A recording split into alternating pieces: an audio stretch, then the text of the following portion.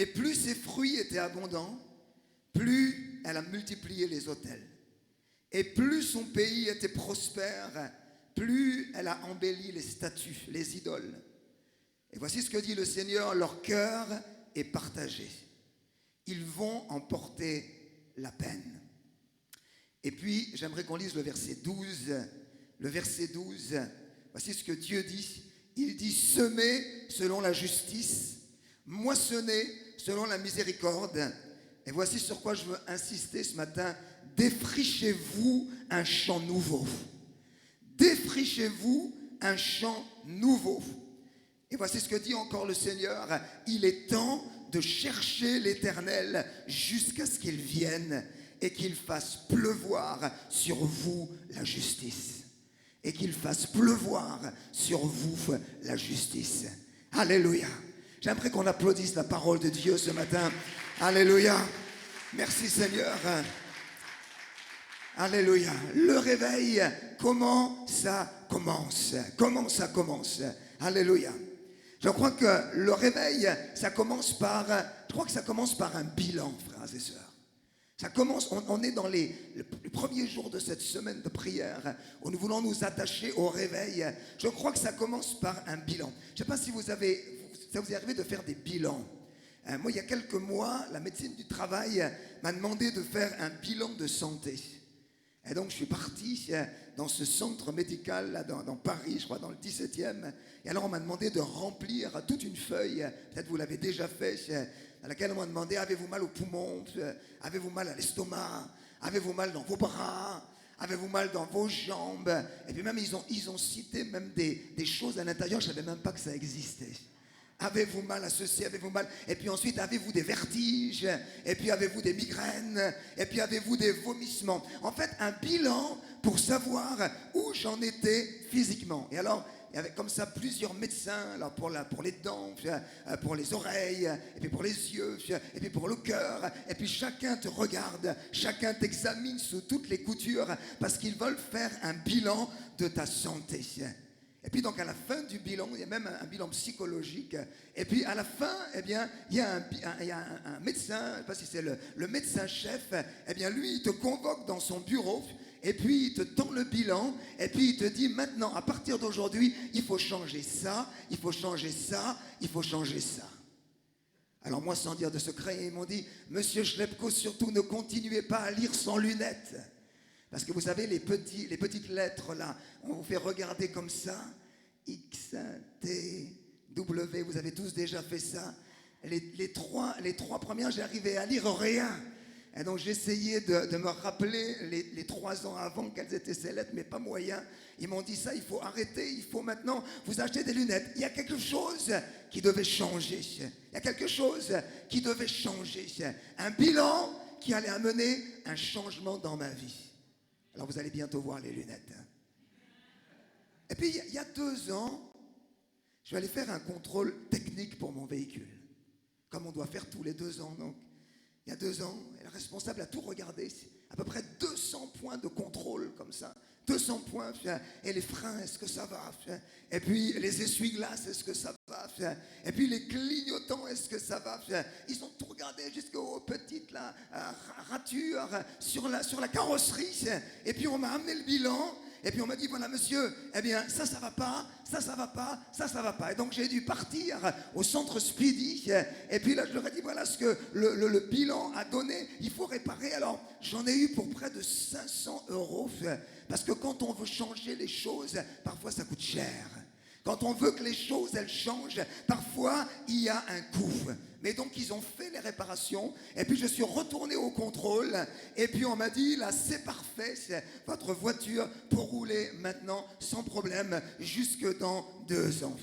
Bien aimé, j'ai à cœur de vous dire vraiment ce matin, nous acceptons des bilans pour notre corps. Nous acceptons des bilans, des contrôles techniques pour nos véhicules et nous faisons ce qu'il faut pour que ça change. Frères et sœurs, est-ce que ce n'est pas le moment au début de cette semaine de prière de faire un contrôle technique de notre relation avec Jésus? Un contrôle technique de ta relation avec le Seigneur. J'aimerais te demander, est-ce que tout marche bien dans ta relation avec Jésus? Est-ce que tout marche bien? Est-ce que tu peux t'arrêter? Est-ce que tu peux ce matin te placer devant Dieu Dieu et dire, Saint-Esprit, je veux que tu fasses le bilan spirituel de ma vie. Je veux que tu fasses un contrôle de ma vie. Je veux savoir où j'en suis. Je veux savoir si je grandis. Je veux savoir si j'évolue. Je veux savoir si ça va bien. Et frères et sœurs, en tout cas, le constat qui était fait du temps de Osée, franchement, ce n'était pas un constat glorieux. Nous l'avons lu. C'était un bilan, pour être honnête, qui était un bilan difficile. Osée dira de la part de Dieu, mais ce peuple, c'est un peuple qui a porté du fruit. Ce peuple, c'est un peuple, vraiment, c'était un peuple fécond. Mais il dit maintenant, ce peuple, alors qu'il était béni, alors qu'il était prospère, il a multiplié les autels. On sait ce que ça veut dire. Ça veut dire qu'il a commencé à adorer des dieux étrangers. Il a élevé des statues. Et finalement, voilà la conclusion d'Osée. Quand il fait le bilan de ce peuple, il dit leur cœur est partagé. Et il ajoute, et il en portera la peine. Frères et sœurs, combien c'est malheureux d'avoir le cœur partagé. Si tu es un enfant de Dieu, j'aimerais te dire, sois-le à 100%. Sois-le à 100%. Alléluia. Tu as été pour le diable à 100%. Et certains ont même été pour le diable à 200 ou 300%. Mais j'aimerais te dire, maintenant que tu es à Jésus, refuse d'avoir le cœur partagé. Sois pour le Seigneur à 100%. Alléluia. Et c'est comme ça qu'il va te bénir. Alléluia. C'est comme ça qu'il va toucher et bénir ta vie. J'aimerais vous dire, le réveil, ça commence comme ça, par un bilan honnête de ma marche avec Dieu. Vous voulez que je vous cite quelques points de contrôle? Ça vous intéresse? Quelques points de contrôle spirituel. Point de contrôle numéro 1, mon amour pour la Bible. Où est-ce qu'il en est? Est-ce que je lis de plus en plus la parole de Dieu? Est-ce que je lis de plus en plus ce livre? Ou est-ce que je le lis plutôt de moins en moins? Point de contrôle spirituel numéro 2, quelle est la place de la prière dans ma vie? Est-ce que je prie plus? Est-ce que je prie moins? Est-ce que peut-être même je ne prie plus du tout? Point de contrôle numéro 3, mes offrandes pour l'œuvre de Dieu. Est-ce que je donne régulièrement? Un peu? Beaucoup? Passionnément? À la folie? Pas du tout. Point de contrôle numéro 3, le surnaturel dans ma vie. Est-ce qu'il y a du surnaturel dans ma vie? Est-ce qu'il y a souvent des gens qui me disent, j'ai été guéri lorsque tu as prié pour moi? Est-ce que c'était il y a 2 semaines? Est-ce que c'était il y a 2 mois? Est-ce que c'était il y a 2 ans? Est-ce que c'était il y a 20 ans que je vis le surnaturel du Seigneur? Pourtant, il a dit, vous ferez ce que je fais et vous en ferez de plus grandes. Merci pour votre enthousiasme. Il a dit, ce que j'ai fait, vous allez le faire. Vous avez vu tout ce que j'ai fait. Vous ferez les mêmes choses. Alléluia. Point de contrôle numéro 5, les dons du Saint-Esprit. Quand est-ce que c'est la dernière fois que j'ai reçu une parole de Dieu, une parole prophétique? Point de contrôle numéro 7, mon témoignage. Est-ce que je témoigne souvent? Ou est-ce que je témoigne de temps en temps? Ou est-ce que je témoigne rarement? Ou est-ce que j'ai arrêté de témoigner? Point de contrôle numéro 8, mon temps. Mon temps, c'est surtout pour moi ou c'est surtout pour Dieu? Mon temps, c'est surtout pour me faire plaisir ou c'est surtout pour le royaume de Dieu? Point de contrôle numéro 9, ma joie. Est-ce que je suis enthousiaste à l'idée de servir le Seigneur?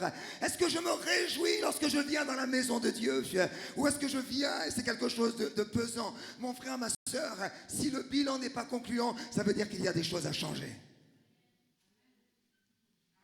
Ça veut dire qu'il y a des choses à changer. Et ce matin, et pendant cette semaine, on se réjouit parce que par la puissance du Saint-Esprit, on va pouvoir changer. Alléluia. Le réveil, c'est faire le bilan et dire quelque chose doit changer dans ma vie. Moi, je voudrais te poser la question de la part du Saint-Esprit. Est-ce que tu es prêt à changer des choses cette semaine dans ta vie? Est-ce que tu es prêt à changer des choses cette semaine? Pas à laisser passer la semaine et à dire c'est une semaine voilà, de plus. Mais non, quand le Saint-Esprit va mettre là, déjà comme ce matin, mais pendant toute cette semaine, il va mettre le doigt sur des choses précises. Est-ce que tu es prêt à changer? Est-ce que tu es prêt à changer? Alléluia. Je voudrais vous dire, le réveil, ça commence par des changements. C'est pas possible. Ça veut dire que si on continue à faire de la même manière, on va avoir les mêmes résultats. Quelqu'un a dit les mêmes causes produisent les mêmes conséquences, les mêmes choses. Si tu continues comme ça, il n'y a rien qui changera. Ça veut dire que si tu veux voir quelque chose qui se passe, il y a des choses qui vont changer. Dans ma vie, dans ta vie, dans la vie de l'Église, dans la vie du peuple de Dieu. Alléluia. J'aimerais placer deux choses, et après j'aimerais qu'on prie. J'aimerais placer deux choses que Osée dit au peuple. Il lui dit deux choses. Il dit voilà le bilan que vous faites pour votre vie, c'est pas terrible. Le bilan que vous faites pour votre vie, comparé à la parole de Dieu, comparé à l'évangile, comparé à ce que vous pourriez vivre, eh bien c'est loin d'être ce que vous pouvez. Alors je vous propose deux choses. Alléluia. Et moi j'aimerais vous proposer ces deux choses ce matin.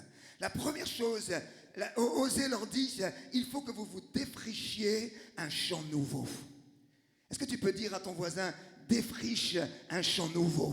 Défriche un champ nouveau. Un champ en friche. J'ai réfléchi à ça hier soir et ce matin.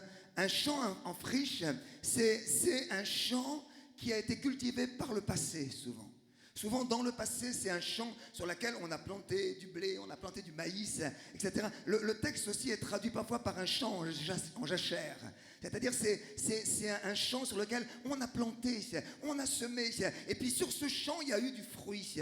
Mais maintenant, ce champ-là, c'est devenu un champ stérile. Et même je dirais que quand un champ comme ça, il est en friche, même la terre, elle est devenue dure. Vous voyez, la terre, elle est dure. On ne peut plus faire pousser. Il n'y a plus de fruits. Alors écoutez bien, quand le cultivateur, il trouve comme ça un champ en friche, il trouve un champ comme ça qui n'a pas été, depuis des années, n'a pas porté de fruits, il va pas commencer par semer parce que ça ne va pas marcher. Il ne va pas commencer par planter des arbres parce que ça ne poussera pas. Non, la première chose qu'il va faire, il va commencer à bouger la terre. Vous savez, on dit labourer. Hein, et donc, il va prendre des ustensiles et puis il va comme ça, il va bouger la terre. Il va essayer de ramollir la terre. Il va essayer de la rendre tendre pour qu'ensuite, quand on va semer, eh bien, le fruit puisse porter. J'aimerais vous dire le réveil, ça commence par retourner la terre de ton cœur. Tu m'entends ce matin? Ça commence par retourner la terre de ton cœur. D'abord, ça commence par là. Alléluia. Parce que le réveil, ça commence toujours par nous. Alléluia. C'est jamais les autres. Le réveil, quand un prédicateur qui était passé à l'église il y a des années, il a dit, si vous voulez le réveil, tracez un cercle autour de vous. Et puis, levez vos mains et dites, Seigneur, réveille tout ce qui est dans ce cercle. Eh bien, c'est ça le réveil. Alléluia. Ça commence par moi. C'est commencer à retourner la terre de mon cœur. Alléluia. Voyez, le champ, c'est nous, c'est notre cœur. Et puis la semence, c'est la parole de Dieu. Et il faut qu'elle soit rendue tendre, qu'elle soit rendue ramollie, qu'elle soit rendue douce, pour que maintenant la semence puisse porter du fruit. Alors, regardez deux choses que le cultivateur va faire, c'est intéressant. D'abord, il va faire quelque chose, il va briser les mottes qui sont dures. Il y a des mottes comme ça dans le sol. Ça fait tellement longtemps qu'on ne les a pas bougées qu'elles sont durcies. Elles sont devenues dures. Et donc elles vont empêcher le fruit de pousser. Alors il faut que toutes les parties dures soient brisées. Et donc, eh bien, ça commence, en fait, pour la terre, là, ça commence par quelque chose de pas drôle. Parce que ça commence par un brisement. Voyez, il faut que la terre, elle soit brisée. Il faut que cette terre-là qui est devenue dure, eh bien, elle soit brisée. Et j'aimerais vous dire, avec tout mon amour de berger, et je me le dis à moi-même, j'aimerais vous dire, le réveil, ça commence toujours par un brisement. Le réveil, ça commence toujours par des choses dures dans nos vies qui doivent être brisées, sinon, ça peut pas avancer. Sinon, ça ne peut pas marcher. Regardez toute la parole de Dieu. Avant le réveil, il y a toujours un brisement. Regardez la multiplication des pains. Avant que le pain ne soit multiplié, il fallait le briser. Il est dit que Jésus a brisé le pain. Jésus a rompu le pain. Voyez-vous, si le pain avait dit non, ne me casse pas, ne me brise pas, s'il te plaît, je ne veux pas être brisé, il aurait pu nourrir une personne, c'est tout. Et souvent, nous sommes comme ça. Nous sommes un petit pain. Et nous disons, Seigneur, ne me brise pas, ne me fais pas mal, je ne veux pas changer ça. Alors le Seigneur te dit, mais d'accord, continue comme ça. Mais finalement, tu ne portes peu de fruits. Peu de fruits, tu es en bénédiction pour quelques personnes. Mais le Seigneur te dit, si tu acceptes ce brisement, d'être partagé comme ça, de laisser les choses dures être brisées, alors je vais t'utiliser pour multiplier. Je vais multiplier ma bénédiction. Alléluia. Avant la multiplication, il y a le brisement. Pensez à ce vase aussi que cette femme apporte. Un vase, il est tellement beau. Et parfois dans nos vies, on dit, mais c'est tellement beau, on a passé tellement de temps à façonner notre vase. On l'a décoré. Notre vie, elle paraît tellement parfaite. Et puis on a envie de rien changer. Et puis le Seigneur dit maintenant, brise le vase. Brise le vase. Tu veux que l'onction, parce que ce parfum c'était une image de l'onction qui était répandue sur Jésus. Jésus a dit, cette femme elle m'a oint. Cette femme elle a mis son onction sur moi. C'est l'onction qui venait là. Je voudrais te dire, avant que l'onction ne vienne, il fallait que ce vase soit brisé. Il fallait que ce vase dur, il soit cassé. Frères et sœurs, avant l'onction, il y a le brisement. Alléluia, je voudrais vous dire, quand Gédéon s'est retrouvé, on a parlé de Gédéon hier, quand il s'est retrouvé sur la montagne et qu'il y avait ces flambeaux dans les cruches, vous vous rappelez, les cruches, elles pouvaient dire, on veut pas être cassées, mais si elles n'avaient pas été brisées, les ténèbres seraient restées là, la lumière n'aurait pas jailli. Frères et sœurs, il a fallu briser les cruches, alléluia, il a fallu briser ces vases qui contenaient des flambeaux, et quand les vases ont été brisés, alors la lumière a jailli. Voulons-nous que la lumière jaillisse depuis le CRC? Voulons-nous que la lumière jaillisse depuis cette maison? Alléluia. Non seulement pour nous éclairer nous, mais pour éclairer ce monde autour de nous. J'aimerais vous dire, plus des chrétiens accepteront que le Seigneur brise tout ce qui est dur dans leur vie. Tout ce qui empêche l'œuvre de Dieu. Plus les enfants de Dieu laisseront le Seigneur briser, plus il agira. Alléluia. Je voudrais vous dire, il y a des gens qui ne sont jamais entrés dans le réveil et qui n'y rentreront jamais parce qu'ils n'acceptent jamais d'être brisés. De quoi je parle? Je te parle peut-être de ton caractère. Ah, moi, je suis comme ça. Je suis comme ça. Moi, c'est comme ça. Certains m'ont dit parfois, il faut m'accepter comme je suis. Non, on t'accepte comme tu es, il n'y a pas de problème. Dans la maison de Dieu, tout le monde est accepté. Mais c'est dommage, parce qu'en disant cela, tu vas t'empêcher d'avancer. Et tu resteras un simple chrétien comme ça, avec soumis aux aléas de la vie. Tu n'apporteras jamais la bénédiction aux autres. Tu seras centré sur toi-même. Si le Seigneur te montre un coin de ton caractère qui doit changer, laisse-le briser ça. Laisse-le briser ça. Ça va gâcher ta maison, ça va gâcher ton couple, ça va gâcher ta famille, ça va gâcher tes relations dans l'église, ça va gâcher le plan que Dieu a pour toi. Rappelez-vous de Jean, celui qu'on appelait le fils de tonnerre, mais il a laissé Jésus briser son caractère, de sorte qu'il devienne quelques années après l'apôtre de l'amour. Brisement, brisement. Rappelez-vous de tant d'autres dans la parole de Dieu, comme Moïse, on se rappelle, le pasteur en parlait tout à l'heure, mais Moïse qui pensait pouvoir... par son orgueil, délivrer le peuple. Le Seigneur lui avait montré, tu vas délivrer ce peuple. Mais il y avait cet orgueil, il y avait cette suffisance, il y avait cette confiance en lui-même. Et c'était, quelque part, c'était ce qu'il avait appris, c'était son éducation. Dans la haute société égyptienne, il fallait être fort. Et puis il avait été équipé, il avait été éduqué, il avait été armé, il savait comment faire. Mais il a dû laisser le Seigneur briser tout ça. Parce que s'il voulait accomplir le plan de Dieu, il fallait que ça soit cassé, que ça soit brisé. Et que maintenant, vraiment, tout ce qu'il ait besoin, c'est de dire, Seigneur, je suis à ton service. Seigneur, je suis disponible. Seigneur, j'ai rien en moi-même. Mais Seigneur, je te donne vraiment ma vie. Maintenant, Seigneur, utilise-moi. Sers-toi de moi. Seigneur, que vraiment, tu fasses de moi une bénédiction pour ces milliers et ces millions de gens. Alléluia. Pierre, il pensait aussi pouvoir servir Dieu par ses propres forces. Seigneur, je ne t'abandonnerai jamais. Même si tous s'abandonnent, moi jamais, moi je serai là, je serai fidèle. Jamais il les a regardés, vous pouvez l'abandonner, mais moi, jamais. Et puis on sait ce qui s'est passé, il a été brisé. Il a été brisé, il a pleuré amèrement, nous dit la parole de Dieu. Le Seigneur voulait le briser parce que le Seigneur voulait le conduire plus loin. Alléluia. Et frères et sœurs, je suis là pour vous dire, n'ayez pas peur de ces temps où le Seigneur est en train de casser ce qui est dur, est en train de briser ce qui doit changer, parce que c'est un temps indispensable pour pouvoir entrer dans ce que Dieu a pour nous. Alléluia. Peut-être des mauvaises habitudes aussi. David a été brisé lorsque son adultère a été révélé par Nathan. Brisé. Seigneur, c'est vrai, je suis un misérable, Seigneur, je suis un pécheur, Seigneur, mais comment j'ai pu faire une telle chose? Mais il a demandé pardon, il a brisé la dureté de son cœur, et puis le Seigneur l'a restauré, l'a rétabli, alléluia, brisé, alléluia, ça commence comme ça. Charles Finet, qui était un grand revivaliste au 19e siècle, Il disait, le réveil commence quand les chrétiens commencent à confesser leurs péchés un à un. Un à un. Il disait, vous pouvez confesser vos péchés de manière générale, mais ça n'a aucune valeur. Seigneur, je te demande pardon pour mes péchés. Seigneur, j'invoque le sang de Jésus. Amen. Et ça n'a aucune valeur. Il disait, le réveil commence lorsque les chrétiens commencent à dire, mais Seigneur, je suis quelqu'un qui me met en colère. Seigneur, je te demande pardon pour ma colère. Viens me changer, Seigneur. Seigneur, j'ai des pensées impures. Seigneur, je veux être délivré de ça. Seigneur, change-moi. Seigneur, je suis quelqu'un qui a l'habitude de mentir. Seigneur, je ne veux pas garder. Je te confesse mon mensonge. Viens, Seigneur, me changer. Frères et sœurs, c'est comme ça que ça commence. Alléluia. Jésus lui-même, le livre d'Ésaïe nous dira, il a été brisé. Il a été brisé pour nos péchés. Il a été brisé pour nos iniquités. Il a été brisé. Alléluia. Première chose, brisé. Deuxième chose, lorsque le cultivateur voit cette terre dure, eh bien, je dirais quelque part, il va la retourner. Il prend des outils et puis il retourne la terre. Il retourne la terre. La terre, quelque part, mettez-vous à la place de la terre, elle va être secouée dans tous les sens.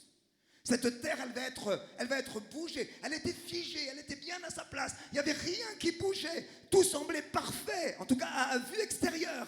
Mais à l'intérieur, c'était dur, c'était figé, c'était immobile. Et maintenant, le cultivateur, il vient, puis avec l'outil là en fer, il commence à retourner, il commence à bouger, il commence à secouer, il commence à défricher un champ nouveau. Frères et sœurs, je voudrais vous dire, le réveil va toucher des personnes qui acceptent de se laisser retourner par Jésus.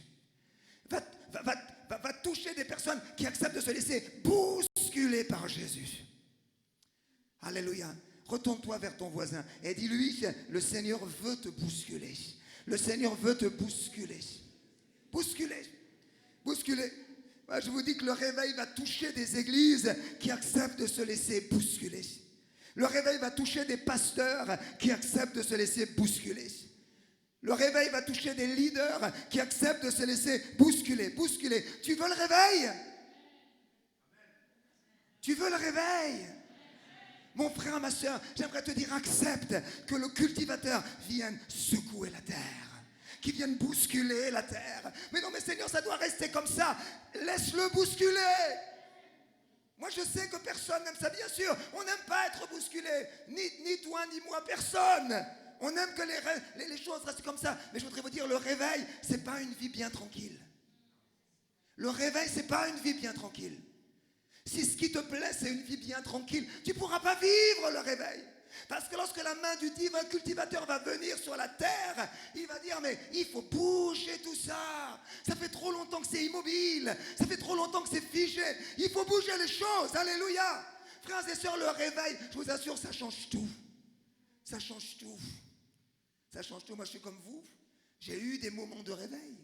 On a tous eu des moments où on a été réveillés. Vraiment, on a senti Dieu nous utiliser. Et bien, on a eu des moments aussi où on s'est endormi. Mais en tout cas, les moments de réveil que les uns et les autres ont pu vivre, vous savez que c'est quelque chose qui nous bouscule. Regardez-les dans le livre des Actes. Ces gens, mais ces gens, c'était tous ces gens, la Pierre, Jean, c'était des villageois. C'était des gens qui vivaient à une époque où on naissait dans son village. On grandissait, on était éduqués dans son village. On ne quittait pas son village. On se mariait avec la fille des voisins.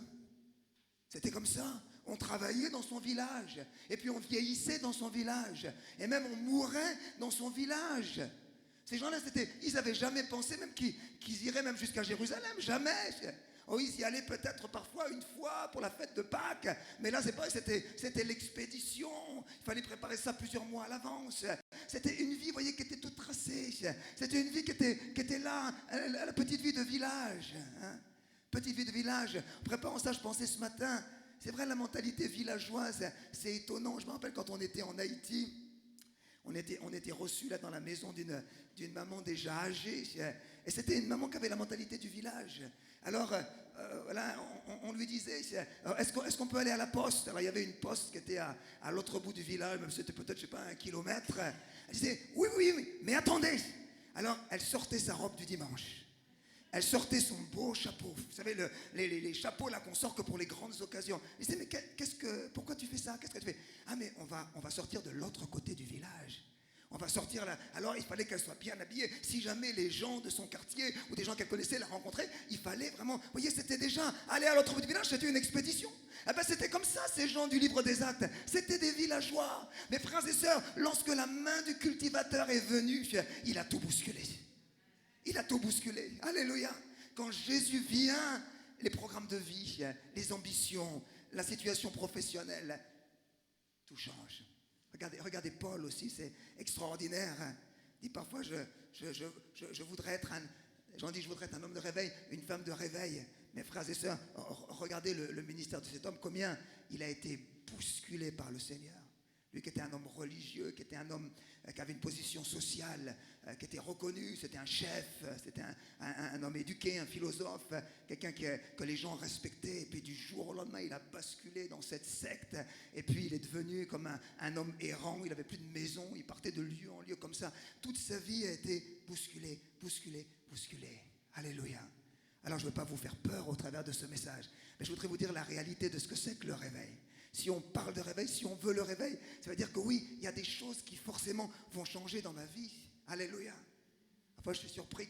Des gens disent, pasteur, laisse-moi prêcher sur l'estrade. Tu vas voir ce que j'ai reçu de Dieu. Tu vas voir, j'ai reçu là-haut, j'ai reçu un message qui va enflammer l'église. Ah, d'accord. Et puis, on fait une annonce comme ça pendant les annonces. Est-ce que quelqu'un pourrait rester 15 minutes à la fin du culte pour nous aider à ranger les chaises? Et cette personne qui a un message tellement puissant pour l'église, elle est déjà partie parce qu'elle ne peut pas bouleverser son agenda. Elle ne peut pas bouleverser son programme. Même 15 minutes, ça ne peut pas être bougé. Non, non, non. Tout est déjà fait, tout est déjà préparé. Même ça je ne peux pas le bouger, je peux pas. Mon frère, ma soeur, si tu es comme ça, tu ne vivras jamais le réveil. Parce que le réveil, ça va te bousculer, ça va te secouer. Alléluia. Pasteur, on aurait dû avoir le pasteur Dionysos qui devrait être là parmi nous. Alors, c'est un homme qui a ses qualités, ses défauts, mais c'est un homme de réveil. C'est un homme de réveil. Et je vous assure, quand vous êtes avec lui pendant une semaine, vous passez, vous voyez, mais c'est un homme dont la vie est bousculée sans arrêt. Tu ne peux pas lui parler pendant 2 minutes sans que le téléphone y sonne. Et c'est quelqu'un qui appelle pour demander ceci. C'est un autre qui demande la prière. C'est un autre pasteur qui appelle pour demander de l'aide. Et alors de l'extérieur, on dit, oh là là, j'aimerais bien être un homme de réveil. Oui, mais est-ce que tu es prêt à être bousculé? Est-ce que tu es prêt à avoir la vie comme ça secouée, là? Tout le temps des gens au téléphone, tout le temps des gens qui t'appellent, tout le temps partir tôt, rentrer tard. Ah là, il faut abandonner le petit feuilleton, là, ça c'est terminé. Hein. Et puis la séance quotidienne à la salle de sport, là, tu peux la laisser tomber. Hein. Alors, je ne suis pas contre le sport, j'en fais. Mais oui, il y a des choses ça doit partir. Il y a des choses qu'il faut choisir quelque part. On ne peut pas tout faire. On n'a que 24 heures. Si on veut vivre le réveil, alors on doit s'y lancer à fond. Ah ah. Pasteur Jacques s'en rappelle, mais il y a quelques années, on était c'est quelques années, ça va faire maintenant quelques dizaines d'années, à Brazzaville. Pasteur congolais nous avait accueillis, alors lui aussi, avec ses faiblesses et ses forces. Mais combien c'était surprenant de voir cet homme qui avait une influence dans toute la ville de Brazzaville. Mais je vous assure, dès le matin, 6 heures, il y avait 40 personnes devant la porte qui demandaient la prière. Dès le matin, comme ça, jusqu'au soir, il y avait sans arrêt des gens. Alors tu dis, oui, c'est sûr, il avait une influence sur la ville, c'est sûr, Dieu l'utilisait. Oui, mais il y avait un prix qui était payé, vous voyez. C'était une vie qui était bouleversée, bousculée. C'était une vie, là, c'était pas, attendez, je vais à la piscine. Vous comprenez? J'ai rien contre la piscine. Hein. Et voyez, alors, on ne va pas tous avoir des ministères comme ça, mais en tout cas, on va tous être bousculés si on veut le réveil. On va tous être bousculés. Alléluia, alléluia, alléluia. Et parfois je parlais aux anciens audiacres samedi, je méditais sur un acte 18, et je disais, ça m'avait bouleversé l'histoire d'Aquilas et Priscille, parce que c'est des gens, ils vivaient à Rome, et puis ils avaient leur petit commerce de tentes. Et puis, c'était des gens sans doute qui étaient au Seigneur, ils croyaient, puis ils avaient leur petite vie tranquille. Et puis, tout d'un coup, il y a quelque chose qui arrive, il y a un édit de l'empereur Claude, et il décide de chasser tous les Juifs de Rome. Et donc, ces gens qui marchaient avec Dieu, qui étaient établis, qui avaient leur commerce là, dans la ville de Rome, eh bien, du jour au lendemain, ils doivent prendre leurs affaires, on ne sait pas, peut-être en quelques heures, ils doivent tout prendre, et puis ils doivent partir ils ne savent pas où, et donc ils vont s'installer à Corinthe, et leur vie comme ça est bousculée. Et je pense que, moi je me mets à leur place, je me dis, mais ils ont dû se demander, mais qu'est-ce qui se passe? Pourquoi Dieu il permet ça? Pourquoi cette circonstance-là? C'est pas juste, c'est pas ça quand on est un enfant de Dieu, d'avoir une vie comme ça bousculée, secouée. Et pourtant, frères et sœurs, Il devait être à Corinthe. Parce que là, quelques mois après, Paul allait arriver. Et il allait commencer une église avec eux. Alléluia. Il allait commencer. C'était le plan de Dieu. Voyez, j'aimerais vous dire, parfois il y a des situations, des circonstances aussi qui nous bousculent et on se demande ce qui se passe. Mais ouvrons nos yeux spirituels. Le Saint-Esprit est en train de conduire ta vie. Le Saint-Esprit est en train de te diriger. Alléluia. Défrichons un champ nouveau pour Jésus. Ça, c'est la première chose. Et puis, oser, il va dire donc devant ce peuple qui a ce bilan comme ça, pas terrible, il va leur dire une deuxième chose. Il va leur dire, cherchez l'Éternel jusqu'à ce qu'il vienne. Pour réussir l'œuvre de Dieu, vous savez, on n'a pas besoin de plus d'argent, on en a besoin, mais pas d'abord. On n'a pas besoin de davantage d'organisation, on en a besoin, vous en avez un petit peu ici, on n'a pas besoin de plus de formation, on en a besoin, mais pas ça d'abord. Sans aucun doute, nous avons besoin de plus de la présence de Dieu. Et je bénis Dieu pour tout ce qui a été dit depuis le début parce qu'on a parlé de la présence de Dieu. On a chanté la présence de Dieu. On a prié la présence de Dieu. Je voudrais vous dire, ce qui attire les gens dans un lieu, c'est la présence de Dieu. Toujours, toujours, toujours. Vous pouvez demander aux gens qui viennent pour la première fois, qui sont touchés, ils vous disent, moi jamais... Ils m'ont dit, oh, j'ai été touché par l'harmonie des chants, c'était tellement beau là. J'ai bien entendu la voix alto. Ah oui, vraiment, c'était super. Alors, moi, je suis pour qu'on fasse le mieux pour le Seigneur, comprenez-moi bien. Mais jamais quelqu'un qui a reçu Jésus m'a dit ça. Jamais il m'a dit, oh là là, j'étais vraiment surpris par la manière dont vous avez peint le local, c'était super. Non, non, non. Toujours, ils ont dit, mais il y avait une présence. Je peux pas vous expliquer. Dès que j'ai passé la porte de l'église, il y avait une chaleur qui est venue sur moi et les paroles que j'ai entendu, ça m'a bouleversé. Vous avez raconté ma vie et c'est ça qui a touché. Alléluia. Frères et sœurs, Ésaïe 4 nous parle des temps de réveil. Lisez Ésaïe 4, je voulais le faire mais on n'a pas le temps, mais lisez Ésaïe 4, il nous parle d'un temps où dans la maison de Dieu il y aura une nuée dans le jour et un feu pendant la nuit. Ésaïe a vu le réveil que Dieu voulait donner à l'église et il a dit, mais il n'y a rien de plus attractif dans ce monde que la présence de Dieu, Alors pendant cette semaine on va chercher Dieu. Je voudrais vous encourager, cherchez-le ici. Mais vous voyez, la majorité du temps, on ne sera pas là. La majorité du temps, on va être dehors, le soir, la nuit, la journée pour certains. Continuez de chercher l'Éternel. Continuez de chercher l'Éternel. Pasteur Yonggi Cho, qui atteint des millions, a dit la clé du réveil, c'est la prière. La clé du réveil, c'est de chercher Dieu. Oh, il a écrit tellement de livres aussi sur l'organisation de l'Église et sur la manière dont l'Église pouvait croître. Il a donné beaucoup de conseils, mais il a écrit ce livre, il a dit, non, mais la clé du réveil, la clé de tout ce qui s'est fait en Corée, c'est parce que des gens ont cherché Dieu, ont cherché Dieu, ont cherché Dieu. Alléluia. Et pendant cette semaine, on voudrait chercher le Seigneur. Et au CRC, on veut être une Église qui cherche le Seigneur. Chercher le Seigneur. Mais voyez, ça, c'est pas tout.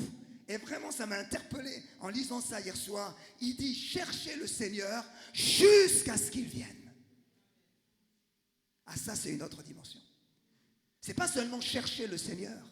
Mais il dit, vous allez le chercher là. Vous, le peuple là, votre bilan n'est pas terrible. Mais si vous cherchez le Seigneur jusqu'à ce qu'il vienne, alors quelque chose va se passer. Il y aura une restauration. Il y aura une guérison. Alléluia. Je pensais à Moïse. Frères et sœurs, Dieu l'a appelé sur la montagne. Et pendant 6 jours et 6 nuits, c'est dans Exode au chapitre 24, pendant 6 jours et 6 nuits, il est resté juste là à attendre. Il a attendu. Mais vous vous rendez compte? Nous, on dit des fois, oh ben c'est long, 2 heures. Oh là là, vivement qu'on rentre chez nous. Non, mais lui, il a attendu 6 jours, 6 nuits. Tout seul comme ça. Il attendait que Dieu l'appelle sur la montagne. Et il a attendu. Je dirais qu'il était dans cet état d'esprit-là. Je cherche le Seigneur jusqu'à ce qu'il vienne. Et je suis sûr que si ça avait duré 7 jours, 10 jours, 15 jours, il aurait attendu. Parce qu'il voulait chercher le Seigneur. Pas seulement comme ça pour dire j'ai cherché le Seigneur, mais il voulait chercher le Seigneur jusqu'à ce qu'il descende. Il voulait chercher le Seigneur jusqu'à ce qu'il vienne. Seigneur, je vais te chercher, jusqu'à ce que tu viennes. Au bout des 6 jours, Dieu l'a appelé de la montagne. Il lui a dit, maintenant tu peux monter et je vais me révéler à toi. Et ça a duré encore 40 jours. Et pendant 40 jours, là, cette fois-ci, il était avec Dieu. Cette fois-ci, Dieu était descendu. Il avait reçu la parole, il a reçu la loi, il a reçu l'onction. Alléluia. Mais je ne sais pas ce qu'il faisait là, à l'attente pendant 6 jours. Sans doute, il devait prier, il devait chanter, il devait adorer, il devait écouter, il devait s'attendre à Dieu, il devait chercher Dieu. Mais il cherchait Dieu jusqu'à ce qu'il vienne. Alléluia. Alléluia. Alléluia, cette semaine, on va chercher Dieu jusqu'à ce qu'il vienne. Moi, je crois que le réveil, c'est ça. C'est chercher le Seigneur, mais en disant, je te chercherai jusqu'à ce que je te trouve. Je te chercherai jusqu'à ce que tu descendes. Je te chercherai jusqu'à ce que tu viennes. Alléluia. Quelqu'un a dit ceci, il a dit prier jusqu'à ce que l'esprit de louange vienne. Et puis louer jusqu'à ce que l'esprit d'adoration vienne. Et puis adorer jusqu'à ce que lui vienne. Et ensuite, quand il sera venu, restez dans sa présence. Restez dans sa présence. Alléluia. Le réveil, c'est vouloir qu'il vienne. Alléluia. Et les gens de l'Ancien Testament, ils connaissaient cette présence. Ils l'ont appelée par divers noms. Il y en a qui l'avaient appelée la Shekinah, la gloire de Dieu. Il y en avait qui l'appelaient la main du Seigneur. Ézéchiel dira la main du Seigneur. Il y en a d'autres qui diront c'est l'ange de l'Éternel. Mais tout ça, c'était cette présence de Dieu. C'est cette présence de Dieu qu'on cherche jusqu'à ce qu'elle vienne. Alléluia. Et ce que je veux vous dire, c'est que, et la parole de Dieu, elle le dit, la présence de Dieu, elle descend. J'ai cherché dans la concordance ce mot descendre. Mais je vais vous dire, chaque fois qu'il est parlé de la présence de Dieu, il est dit, elle descend. Est-ce que nous voulons pendant cette semaine que la présence de Dieu descende? Il dit dans Exode 34, le Seigneur descendit dans le tabernacle. Dans Genèse 11, il est dit que Dieu descendit pour voir la tour qu'il bâtissait. Dans Nombre 12, il est dit que Dieu descendit pour défendre Moïse contre Myriam et Aaron. Dans le Cantique des Cantiques, il est dit « Mon bien-aimé est descendu dans son jardin ». Dans Acte 12, il est dit comme Pierre parlait encore chez Corneille, le Saint-Esprit descendit sur tous ceux qui écoutaient la parole de Dieu. Le réveil, c'est quand il descend. Le réveil, c'est quand il descend. Alléluia. Le réveil, c'est quand il descend et le réveil, c'est quand toi, tu l'attrapes. Alléluia. Le réveil, c'est quand toi tu l'attrapes. J'aimerais vous dire l'esprit du réveil. Quand il passe, il faut le saisir. Alléluia. Notre sœur Charlotte parlait de Jacob, mais c'est ça qu'il a fait. Il a dit, je vais te chercher jusqu'à ce que tu viennes. Et quand tu vas venir, je vais attraper la bénédiction. Quand tu vas venir, je vais attraper ta présence. Quand tu vas venir, Seigneur, je vais t'attraper. Je ne te laisserai pas partir, Seigneur, parce que c'est toi que je veux. C'est ta présence que je veux. Alléluia. Alléluia. Je termine, frères et sœurs, mais lorsqu'il y a un peuple comme ça qui est décidé à chercher le Seigneur, pas seulement le chercher un petit peu, pas seulement le chercher 10 minutes, pas seulement chercher 30 minutes, mais qui est prêt à le chercher jusqu'à ce qu'il vienne, jusqu'à ce qu'il vienne. Alors Dieu dit, je ferai pleuvoir sur le pays la justice. Avez-vous besoin d'être arrosé, frères et sœurs? Moi, j'en ai tellement besoin. As-tu besoin? Notre pays a-t-il besoin d'être arrosé par l'Esprit de Dieu? Mais bien sûr. Et le Seigneur dit, si je trouve des gens qui me cherchent jusqu'à ce que je descende, alors bien sûr, j'enverrai la pluie, j'enverrai la pluie, j'enverrai la pluie, j'enverrai la pluie. Alléluia, alléluia, alléluia, alléluia. Tu peux nous donner l'accord? Alors apparemment, il n'y a pas de son, c'est pas grave. On peut mettre du son sur le... Voilà, j'aimerais qu'on chante quand il descend. Oui, tout s'arrête. Alléluia, quand il descend. Alléluia, cherchons-le jusqu'à ce qu'il vienne. Cherchons-le jusqu'à ce qu'il descende. Alléluia, ça c'est le réveil. C'est le réveil. Alléluia, alléluia. Freddy, tu peux te mettre là. Alléluia, merci Seigneur. Merci Jésus. On lève nos mains, j'aimerais qu'on lève nos mains. Alléluia. Et j'aimerais qu'on commence à élever la voix vers le Saint-Esprit. Alléluia. Commençons d'élever la voix vers l'Esprit de Dieu. Alléluia. Quand il descend, oui, tout s'arrête. Alléluia. Je veux la présence du Saint-Esprit. La présence du Saint-Esprit, ça c'est le réveil. Alléluia. Le Saint-Esprit. Parlez en langue, parlez en langue, parlez en langue.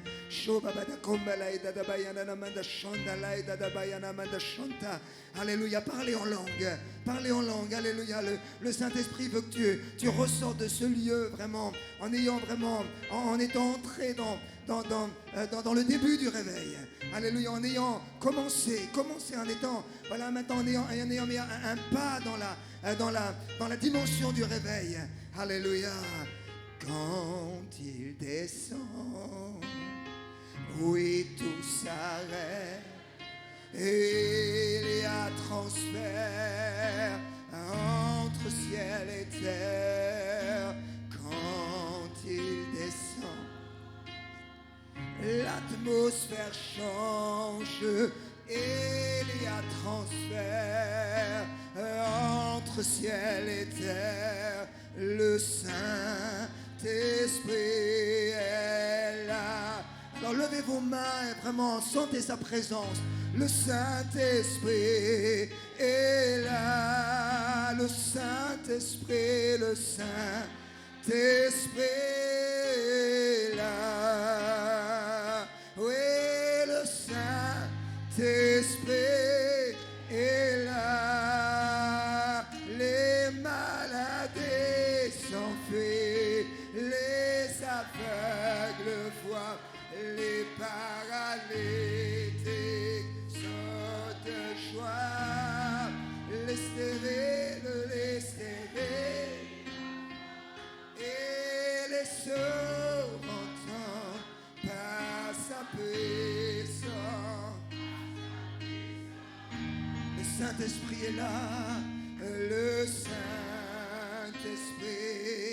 est là,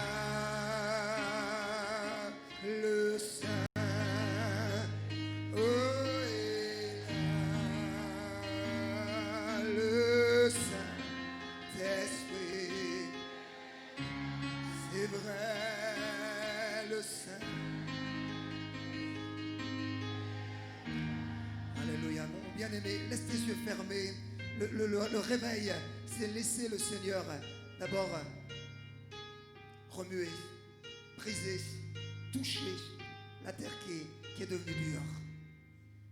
Et ce matin, j'aimerais qu'en terminant ce moment, on puisse prier vraiment pour ceux et celles qui disent: oh Saint-Esprit, vraiment je veux que tu viennes et je veux que tu ramollisses la terre de mon cœur. Je veux que tu la rendes une terre tendre.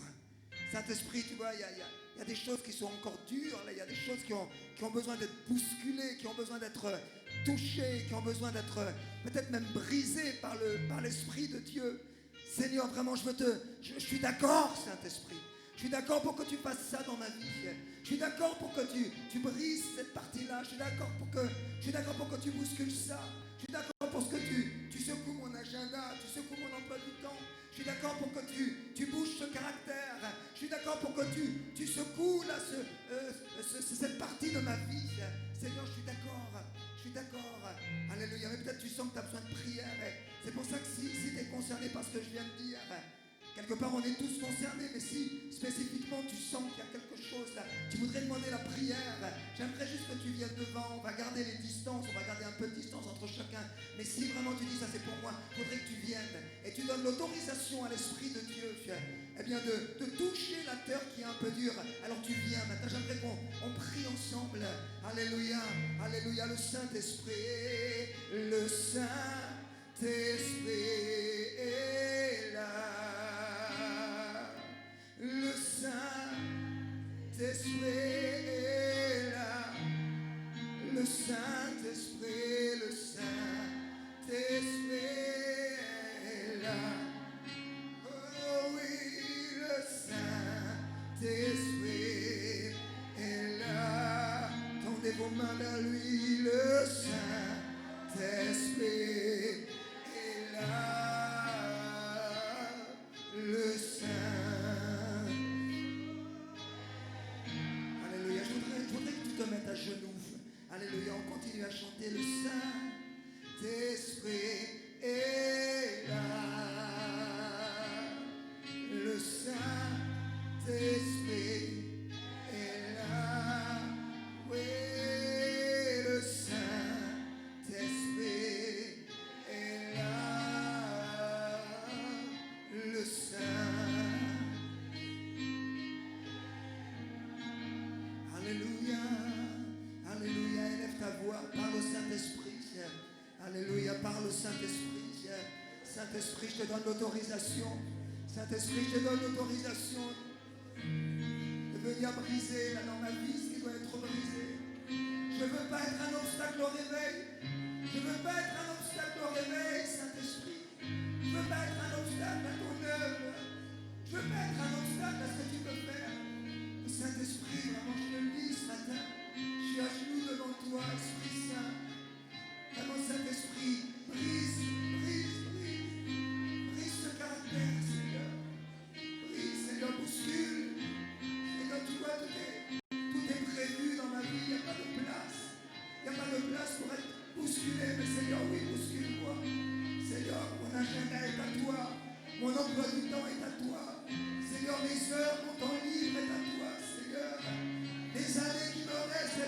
toi, Seigneur. Mes mois de vacances sont à toi, Seigneur. Seigneur, je veux vivre pour toi. Seigneur, Seigneur, viens. Fais ton œuvre en moi, Seigneur. Seigneur, transforme-moi, Seigneur. Je refuse de rester la même personne, Seigneur. Je refuse de rester le même. Je refuse de rester la même, Seigneur. Seigneur, ne me laisse pas rester la même personne. Ne me laisse pas rester la même personne. Ne me laisse pas stagner. Ne me laisse pas stagner, Seigneur. Ne me laisse pas stagner, Seigneur. Seigneur, je veux que ça change dans ma vie. Seigneur, je veux que ça bouge dans ma vie, Seigneur. Je veux te laisser la place, Seigneur. Seigneur, je veux te laisser la place, Seigneur.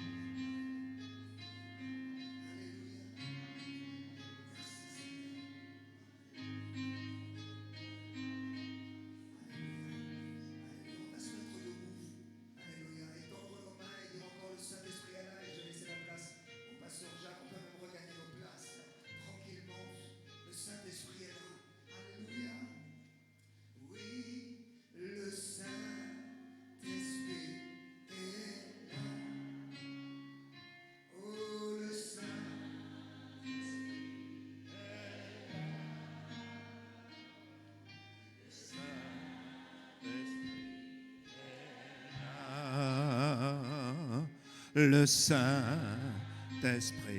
est là. On le redit encore, le Saint-Esprit est là. Le Saint-Esprit est là.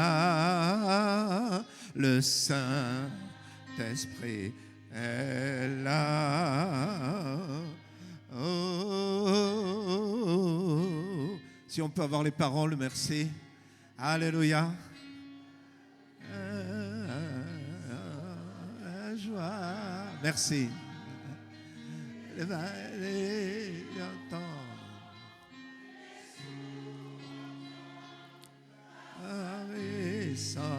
Par sa...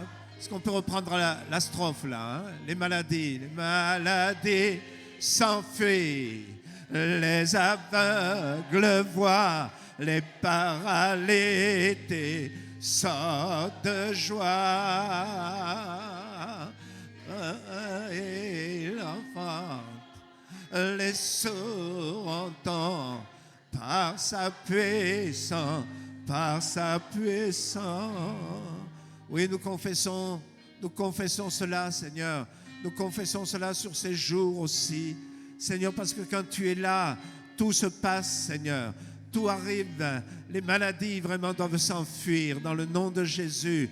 Les aveugles retrouvent la vue dans le nom de Jésus. Les stériles enfantent dans le nom de Jésus. Les paralytiques marchent, sautent dans le nom de Jésus. Dans le nom de Jésus. Dans le nom de Jésus. Merci Seigneur. Merci Seigneur. Garde-nous. Garde-nous. Garde-nous dans ta présence, Seigneur, maintenant. Prépare cette soirée qui arrive. Mais accompagne-nous dans cet après-midi, Seigneur. Donne-nous de vivre dans cette dimension du réveil. Dans ta présence, Seigneur. Dans une communion avec toi, une relation avec toi. Oh, merci Seigneur, tu nous aides dans ce que nous ferons, même si nous devons aller dans des lieux de travail, si nous devons aller dans une maison qui ne te connaît pas, peu importe Seigneur, tu es là avec nous et nous voulons que ce rayonnement passe au travers de nous, dans le nom puissant de Jésus. Amen, amen, amen. Est-ce qu'on peut acclamer le Seigneur? Alléluia, alléluia. Voilà, donc on se retrouve à 19h30 pour une grande soirée. Amen. Voilà.